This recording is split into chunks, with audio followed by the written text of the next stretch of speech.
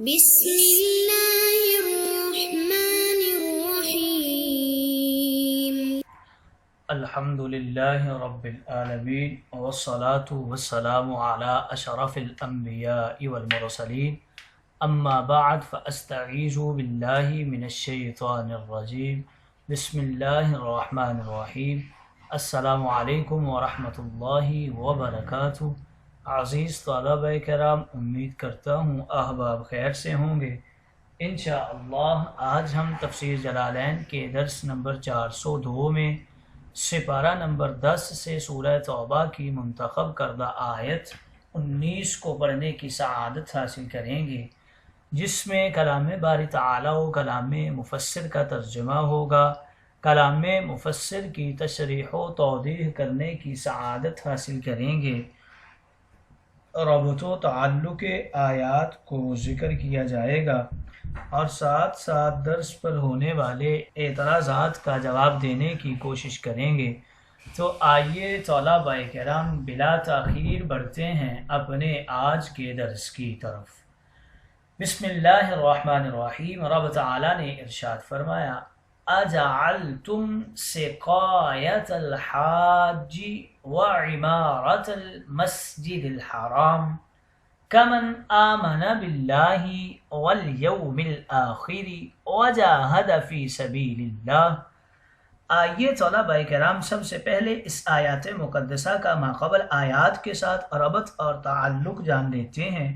پہلا تعلق علماء و مفسرین کرام کچھ یوں ذکر اور بیان کرتے ہیں کہ پچھلی آیات میں ارشاد ہوا کہ کفار کو مسجدوں خصوصاً مسجد حرام کی خدمت کا حق نہیں ہے۔ اب ارشاد ہے کہ کفار یہ کام کریں تو وہ اس کی وجہ سے ان مومنوں کے برابر نہیں ہو سکتے جو ایمان اور جہاد سے مشرف ہوں۔ گویا پہلے فاعلوں کا ذکر تھا، اب فعلوں کا تذکرہ ہے، یعنی مسجد حرام کی آبادی، حجاج کی خدمت اور ایمان و جہاد۔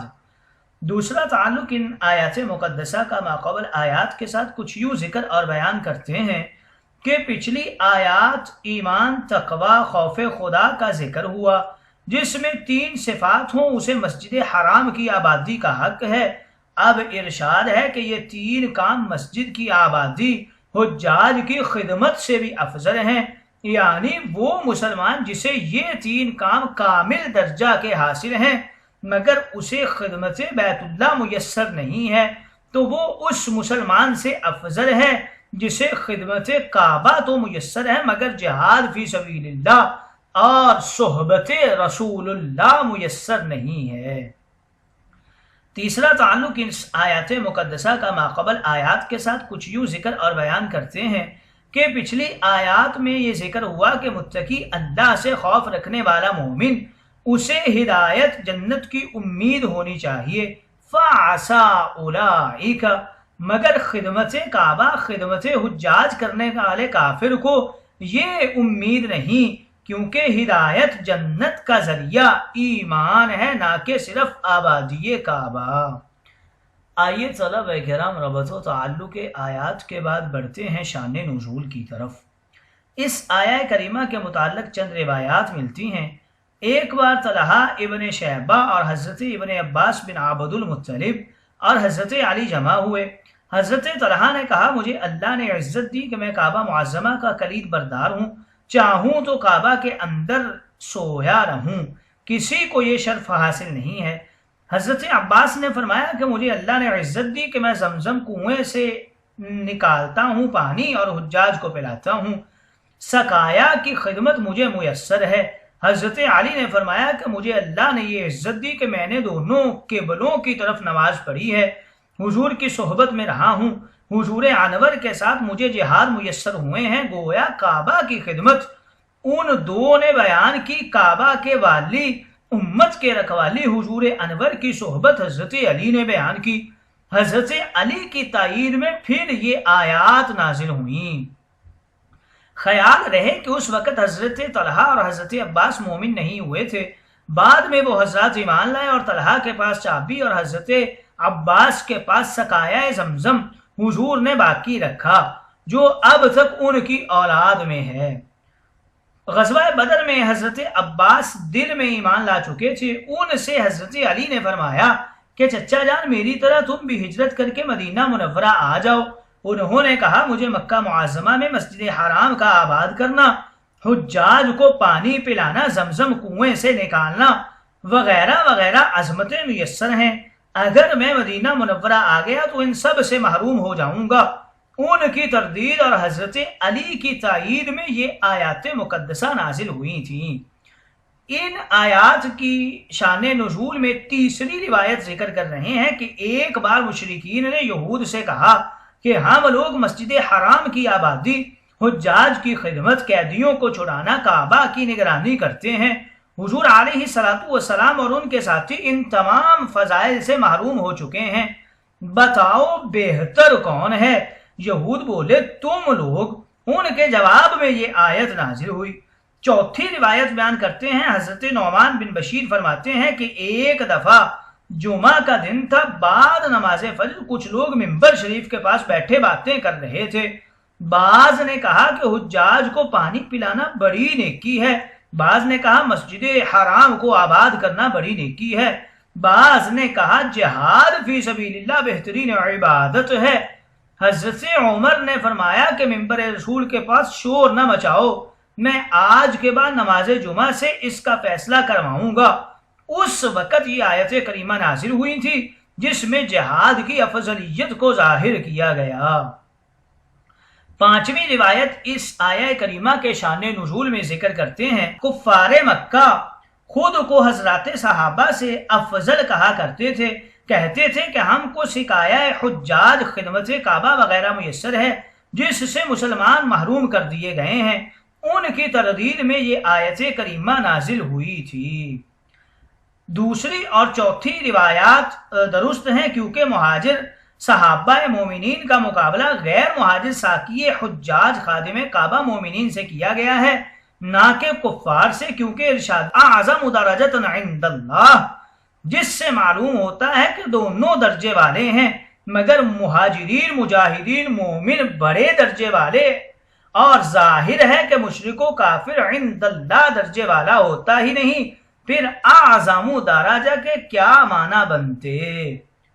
آئیے طلبہ کرام شان نزول کے بعد بڑھتے ہیں آج کے درس کے ترجمہ کی طرف۔ رب تعالی نے ارشاد فرمایا اجعلتم سقایت الحاج وعمارت المسجد الحرام، کیا تم نے حاجیوں کو پانی پلانے اور مسجد حرام کے آباد رکھنے والوں کے عمل کو اس شخص کے عمل کے برابر قرار دے لیا ہے جو اللہ پر اور آخرت پر ایمان رکھتا ہے اور اس نے اللہ کی راہ میں جہاد بھی کیا ہے؟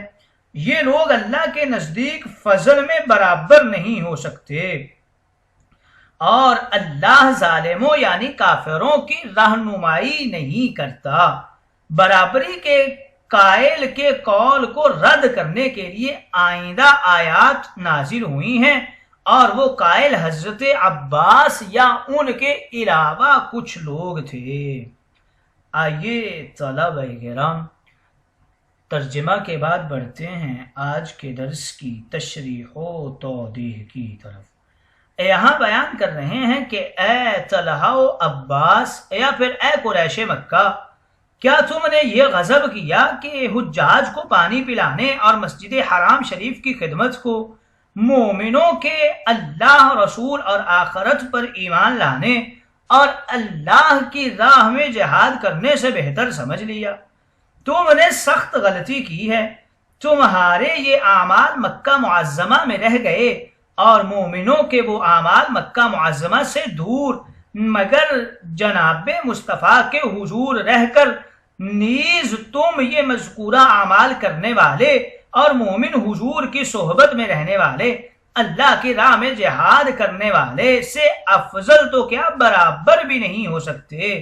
تم کعبہ کو دیکھنے والے جو لوگوں کو حاجی بناتا ہے، وہ چہرہ مصطفیٰ کو دیکھنے والے جو مومن کو صحابی بناتا ہے، تم کعبہ کے حرم میں رہنے والے جس کے حدود چند میل ہیں، وہ حرم رسول میں رہنے والے جس کے حدود شریف مشرق و مغرب ہیں، تم کے حرم میں رہنے والے جہاں جانور کو شکار سے امن ملتی ہے، وہ اس حرم میں رہنے والے جہاں گناہگار کو عذاب سے امن ملتی ہے، مگر تم یہ باتیں مانو گے نہیں، کیونکہ رب تعالی کافر کو فرمانے خدا ماننے کی ہدایت ہی نہیں دیتا۔ ہدایت اعمال ہدایت ایمان کے بعد ہوا کرتی ہے۔ آئیے طلبہ کرام تشریح و توضیح کے بعد بڑھتے ہیں اغراض و فوائد کی طرف۔ یہاں پر ذکر کر رہے ہیں ای اہل ذالکہ کے حوالے سے کہ اس عبارت کا اضافہ ایک سؤال مقدر کا جواب ہے۔ سوال یہ ہے کہ عمارہ اور سقایا دونوں مصدر ہیں جو کہ ایک معنوی شے ہے، لہٰذا ان کو جسم اور شے کے ساتھ تشبیہ دینا درست نہیں، جیسا کہ مذکورہ دونوں مصادر کو من کے ساتھ تشبیہ دی گئی ہے جو کہ شے مجسم ہے۔ اس کا جواب یہ دے رہے ہیں کہ العمارہ اور السقایا سے پہلے مضاف محذوف ہے اور وہ اہل ہے، یعنی اہل العمارتی و اہل السقایا، لہذا اب کوئی اعتراض وارد نہیں ہوتا۔ نزلت ردن علی من قال، اس میں اشارہ ہے کہ اجعلتم سقایا میں حمزہ استفہام انکاری ہے اور اسی سے آئندہ آیت کے شان نزول کی طرف بھی اشارہ کر دیا ہے۔ آئیے طلبہ کرام اغراض و فوائد کے بعد بڑھتے ہیں آج کے درس پر ہونے والے اعتراضات کی طرف۔ آج کے درس پہ پہلا اعتراض یہ ہوتا ہے، اگر یہ آیہ کریمہ مشرکین مکہ کے جواب میں آئی جو اپنے کو مومنین صحابہ سے افضل کہتے ہیں، تو اس کا مطلب یہ ہوگا کہ اچھے تو وہ بھی ہیں مگر مومنین صحابہ ان سے زیادہ اچھے ہیں، حالانکہ مشرک تو کسی صورت بھی اچھا نہیں ہو سکتا۔ اس کا جواب کچھ یوں دے رہے ہیں کہ اگلی آیت میں ذکر کیا گیا ہے اعظم درجۃ عند اللہ، یہاں مشرکین کے عقیدے پر گفتگو ہو رہی ہے کہ تمہارے عقیدے میں خدمت کعبہ حجاج کو پانی پلانا تمہارے لیے افضل ہے۔ اگر تمہارا یہ خیال درست ہو تو تب بھی مومنین غازی تم سے افضل ہونے چاہیے کہ تم جسمانی عبادت کرتے ہو وہ دلی عبادت کرتے ہیں، تم آرام کی عبادت کرتے ہو وہ میدان جہاد میں جان و مال کی بازی لگاتے ہیں۔ دوسرا اعتراض آج کے درس کے اوپر یہ ہوتا ہے کہ یہاں ارشاد ہوا اللہ ظالم قوم کو ہدایت نہیں دیتا، مگر قرآن کریم اور حضور علیہ الصلاۃ والسلام آپ تو رحمت للعالمین ہیں اور ہدی للعالمین ہیں، سارے جہانوں کے لیے ہدایت ہیں، کفار کے جہان الگ تو نہیں ہیں۔ اس کا جواب یہ دیتے ہیں کہ ہدایت بمانے راہ دکھانا سب کے لیے ہے، مگر ہدایت بمانے قبول توفیق دینا، منزل پر پہنچانا کسی نصیب والے کو میسر ہے۔ قرآن و حدیث کا ہدایت دینا عام ہے، مگر قرآن و حدیث سے ہدایت لینا عام نہیں ہے۔